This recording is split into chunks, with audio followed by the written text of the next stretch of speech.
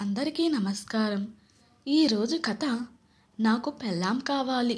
రచన నెట్టల రాజ్యలక్ష్మి గారు. ఇంకా స్టోరీలోకి వెళ్ళిపోదామా? పవిత్ర, కాఫీ ఇస్తావా అని కేకేశాడు శంకర్ వీధిలో అరుగు మీద కుర్చీలో కూర్చుని పేపర్ చదువుకుంటూ. అలాగేనండి అంది వంటింట్లో నుండి పవిత్ర. శంకర్ సాఫ్ట్వేర్ ఇంజనీర్, పవిత్ర కూడా స్కూల్లో టీచర్గా పనిచేస్తుంది. హైదరాబాదులో ఉంటున్నారు. వారిద్దరికీ వివాహమై 12 ఏళ్ళు. కూతురు భావనకు 10 సంవత్సరాలు, కొడుకు విశ్వాస్కు 6 ఏళ్ళు. ఆ రోజు ఆదివారం అవటం వలన ఇద్దరు ఇంట్లోనే ఉన్నారు. పొద్దున్నే మార్కెట్కు వెళ్ళి వారానికి కావలసిన కూరలు, పళ్ళు, సరుకులు తెచ్చాడు శంకర్.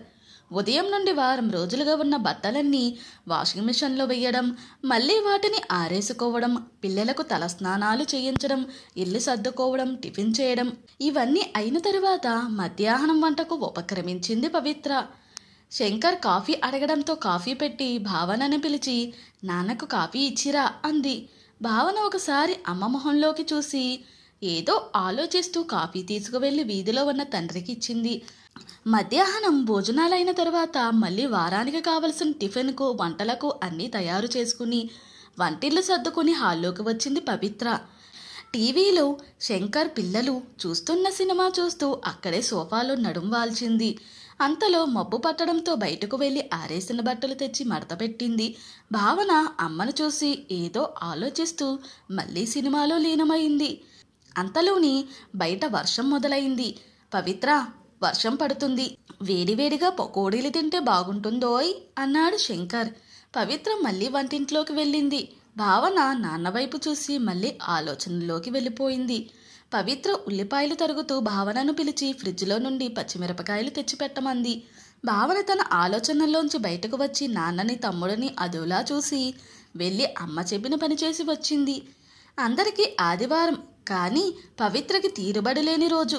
ఉదయం నుండి రాత్రి వరకు ఎన్నో పనులతో స్కూల్కి వెళితేనే బాగున్నదేమో అనిపిస్తుంది. అమ్మను రోజంతా గమనిస్తున్న భావన మెదడులో ఎన్నో ఆలోచనలు. తెల్లవారింది. భావన లేచి వంటింట్లోకి వచ్చింది. పవిత్ర అప్పటికే స్నానం చేసి టిఫిన్, వంట పూర్తి చేసి అందరికీ క్యారేజీలు సర్దుతుంది. నాన్న పేపర్ చదువుతూ టీవీ ముందు సోఫాలో కూర్చున్నారు. భావనను చూసిన పవిత్ర, త్వరగా రెడీ అయ్యిరా అమ్మా, టిఫిన్ చేద్దువు గాని, తమ్ముడిని కూడా రెడీ అవ్వమని చెప్పు అంది. అలాగే అమ్మా అంటూ స్నానానికి వెళ్ళింది ఏదో ఆలోచిస్తూ. భావన స్కూల్ నుండి తిరిగి వస్తూ దారిలో స్నేహితురాలు గౌరీ ఇంటికి వెళ్ళింది. ఆ రోజు గౌరీ స్కూల్కి రాలేదు. భావన, గౌరీ ఇద్దరు 4 ఏళ్ల నుండి ఒకే స్కూల్లో కలిసి చదువుతున్నారు. గౌరీది చాలా పేద కుటుంబం. వాళ్ళ నాన్న కూలి పని చేసి వచ్చిన డబ్బులతో తాగి వస్తుంటాడు. గౌరీ వాళ్ళ అమ్మ అవన్నీ భరిస్తూ తన జీతం పనిచేసి ఇళ్లల్లో వాళ్ళు ఇచ్చిన మిగిలిన ఆహార పదార్థాలతో కుటుంబాన్ని నడుపుతుంది. వంట చేస్తున్న గౌరీ భావనను చూసి, రా భావన, కూర్చో అంటూ అక్కడే ఉన్న స్టూల్ని దగ్గరకు జరిపింది. ఈరోజు స్కూల్కి రాలేదేం గౌరీ అని అడిగింది భావన. మా అమ్మకు ఒంట్లో బాగుండడం లేదు భావన, రాత్రి నుండి జ్వరం, అందుకే ఇంట్లో ఉండి వంట చేస్తున్నాను అని చెప్పింది గౌరీ. మీ అమ్మని డాక్టర్కి చూపించారా అడిగింది భావన. మా నాన్న అమ్మని డబ్బులు అడిగాడు, తన దగ్గర లేవని చెప్పింది. ఒంట్లో బాగోలేదని కూడా చూడకుండా కుట్టి వెళ్ళిపోయాడు. అలాగే పనికెళ్ళి అక్కడ అమ్మగారిని అడిగే టాబ్లెట్స్ తెచ్చుకుని వేసుకుంది అని దిగులుగా చెప్పింది గౌరీ. నాన్న ఎప్పుడు అమ్మని డబ్బులు అడుగుతాడు, ఇవ్వకపోతే వెతికి అమ్మ దాచిన డబ్బులు పట్టుకుపోతాడు. అమ్మే తను పనిచేసిన డబ్బులతోటే ఇల్లు గడుపుతుంది అంటూ బోరున ఏడ్చింది గౌరీ. భావన మనసులో ఏదో చిన్న కలత. స్కూలుకు వేసవి సెలవులిచ్చారు. భావన మామయ్య రవి వచ్చి భావనను, విశ్వాసును వాళ్ళ ఊరు తీసుకువెళ్ళాడు. పవిత్ర తల్లిదండ్రులు సత్యానందం, సావిత్రమ్మ విజయవాడ దగ్గర పల్లెటూరులో ఉంటారు. వాళ్లకు పవిత్ర, రవి ఇద్దరే పిల్లలు. రవి అగ్రికల్చర్లో BSc చేసి వాళ్ళ పొలాలు చూసుకుంటున్నాడు. ఇంకా పెళ్లి కాలేదు. భావనకి పల్లెటూరులో సరదాగా ఉంటుంది. బావిలో నీళ్లు తోడడం, వాకిలంతా ఊడ్చి పేడ నీళ్లు చల్లి ముగ్గు పెట్టడంలో అమ్మమ్మకు సాయం చేయడం, చెట్ల మీద రకరకాల పక్షుల్ని చూడడం, మామయ్యతో అప్పుడప్పుడు పొలం వెళ్ళడం చేస్తూ ఉంటుంది. సావిత్రమ్మ ఉదయాన్నే లేచి పనులు ముగించుకుని సత్యనాథం లేపగానే కాఫీ ఇచ్చి స్నానానికి నీళ్లు, తువాలు, బట్టలు సిద్ధం చేసింది. సత్యనాథం స్నానం చేసి దేవుడికి దండం పెట్టుకుని వీధిలో పడక కుర్చీలో కూర్చున్నాడు. పాలేరు రంగయ్య పేపర్ తెచ్చి ఇచ్చాడు. అంతలో పక్కింట్లో ఉంటున్న రంగనాథం పొలానికి వెళుతూ సత్యనాథంను చూసి వచ్చి కాసేపు కబుర్లు చెప్పి వెళ్ళాడు. భావన, తాతయ్యని పలహారం చేయడానికి రమ్మని చెప్పు అంది సావిత్రమ్మ వంటింట్లో పెసరట్లు వేస్తూ. భావన తాతయ్యని, మామయ్యని, విశ్వాస్ని కూడా పిలుచుకెళ్ళింది. అందరూ కబుర్లు చెప్పుకుంటూ సావిత్రమ్మ పెట్టిన వేడి వేడి పెసరట్లు తిన్నారు.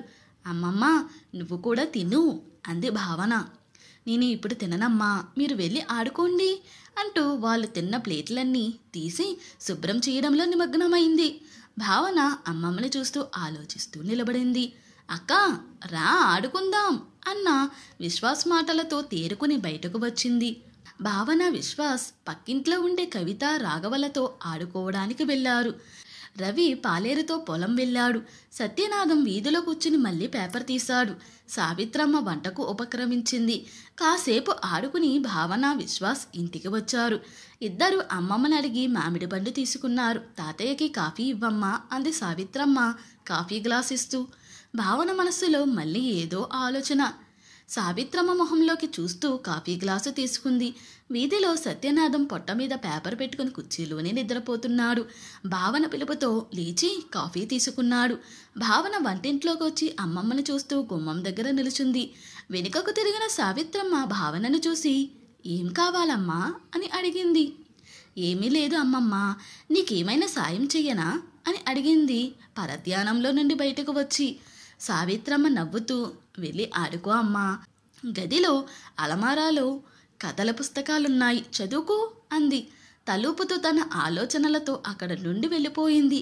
మధ్యాహ్నం 1 గంట అయింది. రవి ఇంటికి వచ్చాడు. అందరూ భోజనానికి కూర్చున్నారు. వాళ్ళ భోజనాలైన తరువాత పాలేరుకు కూడా అన్నం పెట్టింది సావిత్రమ్మ. తను కూడా అన్నీ వడ్డించుకుని భోజనానికి కూర్చుంది. భావన వచ్చి అమ్మమ్మతో కబుర్లు చెబుతూ అక్కడే కూర్చుంది. భోజనం చేసి అన్నీ సర్దుకుని వంటిల్లు శుభ్రం చేసుకుని సావిట్లోకి వచ్చింది సావిత్రమ్మ. విశ్వాస్ మామయ్యతోటి అష్టాచమ్మ ఆడుతున్నాడు. సత్యనాథం పక్కన మంచం మీద నిద్రపోతున్నాడు. సావిత్రమ్మ కూడా గుమ్మం మీద తలగడ వేసుకుని నడుము వాల్చింది. భావన అమ్మమ్మని చూస్తూ అక్కడే కుర్చీలో కూర్చుంది. సాయంత్రం 4 గంటలయింది. సావిత్రమ్మ లేచి వంటింట్లోకి వెళ్ళి జంతికలు, కజ్జికాయలు ప్లేట్లో పెట్టి తెచ్చి అందరికీ ఇచ్చింది. అందరూ తింటూ ఉన్నారు. సావిత్రమ్మ వంటింట్లోకి వెళ్ళి టీ పెట్టి తెచ్చి సత్యనాథంకి, రవికి ఇచ్చింది. భావన అమ్మమ్మ చేసే పనులను చూస్తూ తన ప్లేట్లోని జంతికలు తింటుంది. సంధ్యవేళ పాలేరు ఆవులను తోలుకుని వచ్చాడు. పాలు తాగడానికి వదిలిన లేగదూడలు చెంగు చెంగున గంతులు వేస్తుంటే భావన, విశ్వాస్ వాటితో ఆడుకున్నారు. భావన, విశ్వాస్ ఇద్దరు స్నానాలు చెయ్యండి అన్న అమ్మమ్మ మాటలతో లోపలికి వచ్చారు. విశ్వాస్ స్నానానికి వెళ్ళాడు. సావిట్లో కుర్చీలో కూర్చుని టీవీలో సినిమా చూస్తున్న సత్యనాథం, భావన మంచినీళ్ళు తెచ్చిపెట్టమ్మా అని అడగడంతో భావన వంటింట్లోకి వెళ్ళింది. అమ్మమ్మ రాత్రికి వంట చేస్తుంది. భావన తాతయ్యకి మంచినీళ్ళిచ్చి స్నానానికి వెళ్ళింది. రాత్రి 8 గంటలయింది. సావిత్రమ్మ సావిట్లోకి వచ్చి, భోజనానికి వస్తారా అంది సత్యనాథం వైపు చూస్తూ. అలాగే అంటూ పడకుర్చీలోంచి లేచాడు సత్యనాథం. రవి, భావన, విశ్వాస్ ఆయనను అనుసరించారు. సావిత్రమ్మ వడ్డిస్తుంటే నలుగురు కబుర్లు చెప్పుకుంటూ భోజనం చేస్తున్నారు. అమ్మమ్మ, నువ్వు కూడా మాతోటి భోజనం చెయ్యొచ్చుగా అంది భావన. నేను తర్వాత తింటానమ్మా అన్న అమ్మమ్మ మాటలకు భావన మనసులో ఏదో చిన్న అలజడి. భోజనాలైన తరువాత నలుగురు సావిట్లోకి వచ్చారు. సత్యనాథం టీవీలో వార్తలు పెట్టుకుని పడకుర్చీలో కూర్చున్నాడు. విశ్వాస్ కథల పుస్తకాన్ని మామయ్య చేత చదివించుకుంటున్నాడు. భావన వంటింట్లోకి వెళ్ళి అమ్మమ్మ భోజనం చేస్తుంటే కబుర్లు చెబుతూ అక్కడే కూర్చుంది. సావిత్రమ్మ అన్నీ సర్దుకుని వంటగది శుభ్రం చేసి పాలు తోడుపెట్టి పెరటి తలుపులు వేసి దీపం తీసేసి భావనతోటి సావిట్లోకి వచ్చింది.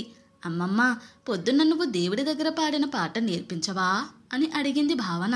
అలాగే, పడుకునేటప్పుడు చెబుతాను అని సావిత్రమ్మ కూడా వార్తలు వింటూ అక్కడే కుర్చీలో కూర్చుంది. రాత్రి 9:30 అయింది. మామయ్య కథ చెబుతుంటే వింటూ అక్కడే నిద్రపోయాడు విశ్వాస్. విశ్వాస్ని ఎత్తుకుని గదిలో మంచం మీద పడుకోబెట్టాడు రవి. భావన అమ్మమ్మ పక్కలో పడుకుని పాట నేర్చుకుంటూ నిద్రలోకి జారుకుంది. వేసవి సెలవులు పూర్తి కావడంతో భావన, విశ్వాస్ మామయ్యతో హైదరాబాదుకు బయలుదేరారు. భావన అమ్మమ్మని కౌగలించుకుని మనసు నిండా ఆలోచనలతో మామయ్యతో బయలుదేరింది. దసరా పండుగకు శంకర్ తల్లి సుశీల, తండ్రి మాధవరావు హైదరాబాద్ వచ్చారు. శంకర్ తల్లిదండ్రులు ఏలూరు దగ్గర పల్లెటూరులో ఉంటారు. వారికి అక్కడ ఇల్లు పొలాలు ఉన్నాయి. శంకర్ తండ్రి మాధవరావు స్కూల్ మాస్టర్గా రిటైర్ అయిన తరువాత అక్కడే వ్యవసాయం చూసుకుంటూ పిల్లలకు ట్యూషన్లు చెబుతూ కాలక్షేపం చేస్తున్నాడు. శంకర్ అప్పుడప్పుడు వెళ్ళి చూసి వస్తుంటాడు. అతడొక్కడే సంతానం వాళ్లకు. భావన వాళ్లకు ఎదురు వెళ్ళి నానమ్మని కౌగలించుకుని చేతిలోని చిన్న సంచి తీసుకుని లోపల పెట్టింది. పవిత్ర వచ్చి అత్తామామలను పలకరించి వంటింట్లోకి వెళ్ళి కాఫీ తెచ్చి శంకర్కు అత్తగారికి మామగారికి ఇచ్చింది. శంకర్ అమ్మానాన్నలతో కబుర్లు చెబుతూ ఉంటే పవిత్ర లోపలికి వెళ్ళి వంట పనిలో నిమగ్నమైంది. విజయదశమి రోజున భావన పుట్టినరోజు.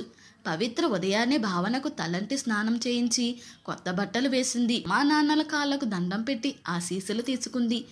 నానమ్మ తాతయ్యలకు కూడా దండం పెట్టింది. నానమ్మ సుశీల, బాగా చదువుకోవాలి తల్లి, నీకు మంచి మొగుడు రావాలి అని దీవించింది. వెంటనే భావన, నానమ్మ నాకు మంచి పెళ్ళాం కావాలి, మొగుడు వద్దు అంది. అదేంటమ్మా భావన, ఆడవాళ్ళు ఆడవాళ్ళని పెళ్లి చేసుకోకూడదు అంది సుశీల. నానమ్మ నాకు పెళ్ళామే కావాలి, పెళ్ళామైతే చక్కగా అన్నీ చేసి పెడుతుంది. నేను హాయిగా కుర్చీలో కూర్చుని పేపర్ చదువుకోవచ్చు, టీవీ చూడొచ్చు, నాకు ఇష్టమైన పని చేసుకోవచ్చు. అమ్మను చూడు, ఇంట్లో మాకు అన్నీ చేసి పెడుతుంది, స్కూల్కి వెళుతుంది, మళ్ళీ ఇంటికి వచ్చి మా కోసం అన్నీ చేస్తుంది. నేను నాన్న తమ్ముడు మాకిష్టమైన పనులు చేసుకుంటాం. నా స్నేహితురాలు గౌరీ వాళ్ళమ్మ కూడా అంతే. వాళ్ళ నాన్న తాగి తిరుగుతున్నా పనిచేసి గౌరీని వాళ్ళ తమ్ముడిని చదివిస్తుంది. వేసవి సెలవులకు అమ్మమ్మ వాళ్ళ ఊరు వెళ్ళానా, అక్కడ కూడా అమ్మమ్మే అందరికీ కావలసినవన్నీ చేస్తుంది. మాతో గడపడానికి కూడా టైం ఉండదు. నువ్వు కూడా అంతే కదా నానమ్మ. నాకు మొగుడు వస్తే నేను కూడా ఇవన్నీ చెయ్యాలి కదా. అందుకే పెళ్ళాన్ని చేసుకుంటే నేనేమి చేయనక్కర్లేదు. అందుకే నాకు మొగుడొద్దు, పెళ్ళాం కావాలి నానమ్మ అంటూ తన మనసులోని ఆలోచనలన్నీ బయటపెట్టింది భావన. శంకర్కు ఆ రోజంతా ఏమీ తోచలేదు. రాత్రి పడుకున్నాడే కానీ ఆలోచనంత భావన మాటల గురించి. భావన ఎందుకు ఇలా ఆలోచిస్తుంది? దీనికి కారణం నా ప్రవర్తనేనా? పవిత్ర కూడా ఉద్యోగం చేస్తుంది. ఇంటి పని పట్టించుకోకుండా, పవిత్ర కష్టం తెలుసుకోకుండా మగరాయుడు అన్న మాటని సార్థకం చేస్తున్నానా? ఎంతసేపు నా అవసరాలు తీర్చుకోవడం తప్ప పవిత్ర రోజంతా ఎలా గడుపుతున్నదని గమనించలేదు. తనకిష్టమైన పనులు చేసుకోవడానికి తనకి కొంత సమయం కావాలని ఎప్పుడూ ఆలోచించలేదు. ఎప్పుడు తన ఇష్టాలేమిటో తెలుసుకోలేదు. పవిత్ర కూడా ఎప్పుడు అనలేదు. నాకు కానీ విశ్వాసకు కానీ ఎప్పుడూ ఏ పని చెప్పలేదు. బహుశా తను పెరిగిన వాతావరణం కూడా అలాంటిదే కదా. ఇటువంటి ఆలోచనలే స్వలింగ వివాహాలకు ప్రోత్సహిస్తున్నాయి. ఈ మధ్య పెరుగుతున్న విడాకుల కేసులకు కూడా ఇదే కారణమా? భావనకు సర్ది చెప్పాలి. తనలోని ఈ ఆలోచనలని మార్చాలి. ఎలా? అవును, ముందు నేను మారాలి. నా చిన్నప్పుడు అమ్మ ఉద్యోగానికి వెళ్ళేది కాదు. నేను ఒక్కడినే అవటంతో గారాబంగా పెంచారు. ఇంట్లో ఏ పని అలవాటు కాలేదు. కానీ పవిత్ర కూడా ఉద్యోగానికి వెళుతుంది. అయినా ఇంటి బాధ్యత అంతా తనకే వదిలేశాను. పవిత్రని ప్రేమగా చూసుకోవాలి. తనకి కొంత విశ్రాంతి ఇవ్వాలి. ఇంటి పనిలో సాయం చెయ్యాలి. విశ్వాసుని కూడా తన పని తను చేసుకునేట్లు ఇంటి పనుల్లోనూ సాయం చేసేటట్లు తయారు చెయ్యాలి. లేకపోతే పెద్దయ్యాక తనలాగే తయారవుతాడు. భావనను విశ్వాసును సమానంగా చూడాలి. అందరం కలిసిమెలిసి ఇంట్లో పనులన్నీ చేసుకోవాలి. భావన ఆలోచన సరికాదు అని తెలియచెప్పాలి. మారుతున్న కాలమాన పరిస్థితులకు అనుగుణంగా అందరూ మారాలి. ఈ ఆలోచనతో శంకర్ మనసు తేలికపడి తెల్లవారుతుండగా నిద్రలోకి జారుకున్నాడు. ఇంతటితో ఈ స్టోరీ ముగిసింది. ఈ స్టోరీ కనుక మీకు నచ్చినట్లయితే మరియు నా ఎక్స్ప్లెనేషన్ కనుక మీకు నచ్చినట్లయితే ప్లీజ్ లైక్, షేర్, సబ్స్క్రైబ్.